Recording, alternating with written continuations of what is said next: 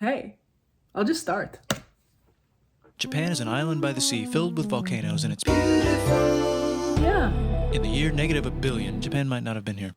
In the year -40,000, it was here, and you could walk to it, and some people walked to it. That's right. Then it got warmer, some icebergs melted, it became an island, and now there's lots of trees, because it's warmer. So now there's people on the island, they're basically sort of hanging out in between the mountains, eating nuts off trees, and using the latest technology, like stones and bowls. Ding dong, it's the outside world, and they have technology from the future, like really good metal and crazy rice farms. Now you can make a lot of rice really, really quickly. I don't remember what method of rice farming they were using back then, if they were transplanting or direct seeding. Or maybe a third option I'm not considering. If you know, let me know. That means if you own the farm, you own a lot of food, which is something everybody needs to survive. Yes. So that makes you king. Rice farming and rice kingdoms spread across the land, all the way to here. The most important kingdoms were here, here, here, here, here, here, and here. But this one was the most important, ruled by a heavenly superperson, or emperor for short. I can already tell that this video is a lot slower paced than the previous video that we watched from the same creator called History of the World. And you know what? I appreciate that. The thing is, I'm not too sure of my knowledge as far as the history of Japan goes, but I guess we'll see. Knock knock, get the door. It's religion. The new prince wants everyone to try this hot new religion from Biek. Please try this religion, he said. No, said everybody. Try it, he said. No, said everybody again, quieter this time. And so the religion was put into place, and all the rules that came with it. Then the government was taken over by another clique, and they made some reforms, like making the government govern more, and making the government more like China's government, which is a government that governs more. Hi, China. Still he said. relevant. Hi, dipshit, said China. Can you call us something else other than dipshit? Said Japan. Sunrise What? Kingdom. Said China. How about Sunrise Land? Said Japan. Land. And they stole China's alphabet and wrote a book about themselves. And then they made lots of poetry and art and another book about themselves. Then they stopped moving the capital every time the emperor died and kept it in one place for a while, right here. And they conquered the north finally. Get that squared away. A rich hipster named Kukai is bored with modern Buddhism, visits China, and learns a better version, which is more spiritual. Comes back, reinvents the alphabet, and causes art and literature to be great for a long time. And the royal palace turned into such a dream world of art that they really didn't give a shit about running the country. So if you live outside the palace, how are you supposed to protect your shit from criminals? Samurai. Hire a samurai. Everyone started hiring samurai. Rich, important people hired samurai. Poor people who could not afford to hire samurai did not hire samurai. The samurai became organized and powerful, more powerful than the government. So they made their own military government, here. They let the emperor still be emperor, but the shogun is actually in control. Breaking news, the Mongols have invaded China. We've invaded China, Said the Mongols. Please respect us, or else we might invade you as well. Okay, said Japan. So the Mongols came over, ready for war, and died in a tornado. But they tried again, and had a nice time fighting with the Japanese, but then died in a tornado. That part's really interesting because the Mongols essentially lost to the elements. And then the Japanese believed that it was their gods who were protecting them from invasion with that storm, which I think they called kamikaze. I'll have to check on that. But the storm was so significant, or storms, plural, that even Kublai Khan was like, you know what? Maybe gods are protecting you. Then the emperor overthrows the shogunate. Then the shogunate overthrows him back and moves to Kyoto and makes a new shogunate. And the emperor can still dress like an emperor if he wants, that's fine. Now there's more art. Like painting with less colors, collaborative poetry, plays, monkey fun, tea parties, gardening, architecture, flowers. It's time for who's going to be the next shogun. Usually it's the shogun's kid, but the shogun doesn't have a kid. So he tries to get his brother to quit being a monk and be the next I thought he shogun. did. He says okay, but then the shogun has a kid. So now who's it gonna be? Vote Okay. now on your phones. And everyone voted so hard that the palace caught on fire and burned down. The shogun actually didn't care. He was off somewhere doing poetry. And the whole country broke into pieces. Everyone is fighting with each other for local power, and it's anybody's game. Knock knock, it's Europe. No, they're not here to take over. They just want to sell some shit, like clocks, and guns, and Jesus. So that's cool, but everyone's still fighting each other for control, now with guns. And wouldn't it be nice to control the capital, which right now is puppets, with no one controlling them? This clan is ready to make a run for it, but first they have to trample this smaller clan, which is in the way. Surprise, the smaller clan wins, and the leader of that clan steals the idea of invading the capital and invades the capital. And it goes very well. He's about halfway through conquering Japan when someone who works for him kills him, and then someone else who works for him kills them, and that guy finishes conquering Japan. And then he confiscated everybody's swords, and made some rules. And now I'm going... Wait, let's see those rules. Those rules, hold on. No having a sword or a gun. No climbing the social ladder. Pay taxes. And there's not a single comma in that statement. Going to invade Korea, and then hopefully China, he said, and failed, and also died. But before he died, he told these 5 guys to take care of his 5-year-old son until he's old enough to be the next ruler of Japan. And the five Psych. guys said, yeah, right. It's not going to be this kid. It's going to be one of us, because we're grown-ups. And it's probably going to be this guy, who happens to be way more rich and powerful than the others. A lot of people support him, but a lot of people support not supporting him. They have a fight, and he wins, and starts a new government, right here. And he still lets the emperor dress like an emperor, and have very nice things. But don't get confused, this is the new government, and they are very strict. So strict they closed the country. No one can leave, and no one can come in. Except for the Dutch, if they want to buy and sell shit, but they have to do it right here. Now that the entire... I remember I must have been studying for a test when I was in school, but I would keep repeating Dejima, window to Europe, Dejima, window to Europe, in an attempt to remember that was really significant for Japanese modernization. The country was not at war with itself. The population increased a lot. Business increased, schools were built, roads were built, everyone learned to read, books were published, there was poetry, plays, sexy times, puppet shows, and Dutch studies. People started to study European science from books they bought from the Dutch. We're talking geography, skeletons, physics, chemistry, astronomy, and maybe even electricity. Over time, the economic and cultural prosperity began to gradually slow down. Knock knock. It's the United States, with huge boats, with guns. Matthew Perry. Gunboats. Open the country. Stop having it be closed, said the United States. There's really nothing they could do, so they signed a contract that lets the United States, Britain, and Russia visit Japan anytime they want.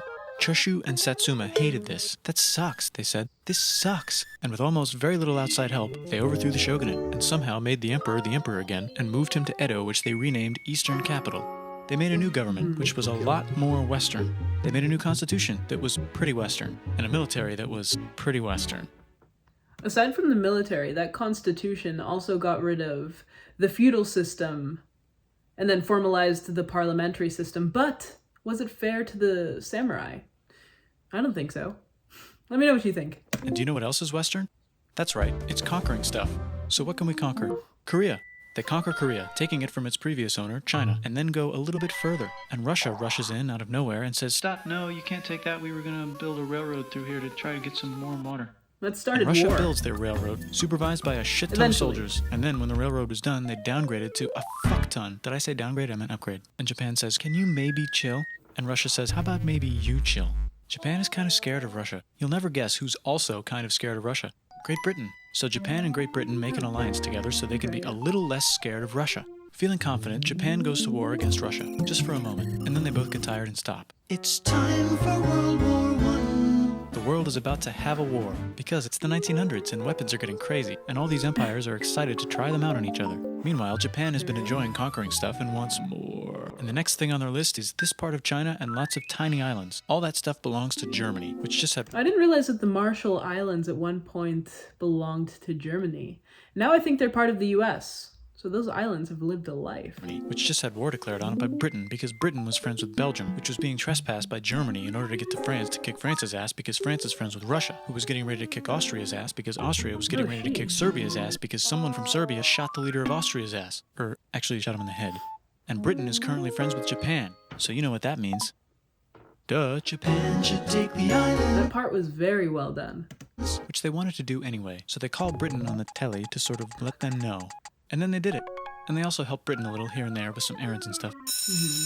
Now the war is over, and congratulations, Japan. You technically fought in the war, which means you get to sit at the negotiating table with the big dudes where they decided who owns what. And yes, Japan gets to keep all that shit they stole from Germany. You also get to join the post-war mega alliance, the League of Nations, whose mission statement is to try not to take over the world.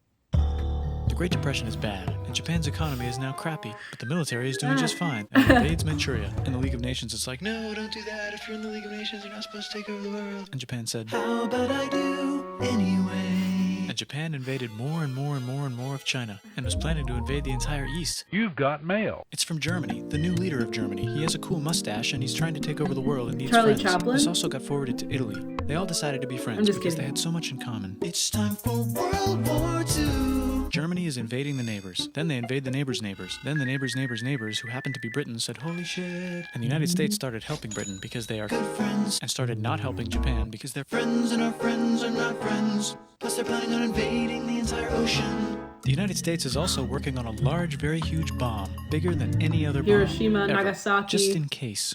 But they still haven't joined the war. War looks bad on TV, and the United States is really starting to care about their image. But then Japan spits on them in Hawaii and challenges them to war. And they say yes. And then Germany, as a symbol of friendship, declares war on the United States also. So the United States goes to war in Europe, and they help the gang chase Germany back into Germany, and they also start chasing Japan back into Japan. And they haven't used the bomb yet and are curious to see if it works, so they drop it on Japan. They actually dropped 2. So it worked. That's a longer than average pause. Is it over? No. United States installed a new government, inspired by the United States government, with just the right ingredients for a post-war economic miracle. And Japan starts making Short-lived. TVs, VCRs, automobiles, and camcorders as fast as they can, and also better than everybody else. They get rich, and the economy goes wild, and then the miracle wears off. But everything's still pretty cool, I guess. Bye. Oh, that was an abrupt ending. For someone who doesn't like jingles, I like the jingles that he implements here. And I even have some of the ones from the previous video still stuck in my head, which has been kind of annoying. But in general, I have to say, I like the History of Japan video more than I liked the History of the World video. And I know that's going to be an unpopular opinion, but I could easily watch him do this on every country. We need more creative ways to teach history like this. Let me know which one you liked better. Honestly, there were a lot of things that I didn't know about, mostly as it pertains to the civil wars. And then if not wars, the civil disputes that happened in Japan, so I'll have to look into that. But on a side note, whenever I put up a history or science-related video, it surprises me how many people take offense to the points that weren't explained in depth. In the case of Bill Wurtz here, I don't expect him to get into every nuance of the history of Japan in this 9-minute video. It's a simplified version of events. And I think it, besides serving for entertainment, it serves to inform those who wouldn't ordinarily look into the subject. Essentially, condensed info for the hyperactive brain. And imagine how many people, including myself, didn't know some of these historical events and are now interested in looking into it. That's all I really ask from a video. So, another banger from this channel. This was a subscriber request, and I had a lot of requests for this one and then the previous one that we've seen from Bill Wurtz, but no other videos of his. So, if you watch his channel and want to recommend another video from it, let me know. And as far as a literary recommendation, I'll still put in the history resources for free history classes in the bio. And I believe in past videos, I've mentioned quite a few Japanese authors. Murakami is probably my favorite. He's in the magic realism genre. And I can't recommend 1Q84 or Kafka on the Shore enough. Those are pretty long books. Not as long as a Dostoevsky, but it's about 1,000 pages, at least 1Q84 is. And it's a play on a dystopian society. I think he used 1984 as a reference as well. And then there's another book called The Courage to be Disliked, by 2 authors, Koga and Kashimi. That one's more psychological and gets into Adlerian psychology. That one I know has a free audiobook version, so you'll find that in the bio as well. Other than that, you'll find the 3 titles linked, and if you have a Japanese author that you want to recommend to me, please do it. Other than that, let me know what you thought about any of this, and as always, thanks for watching with me.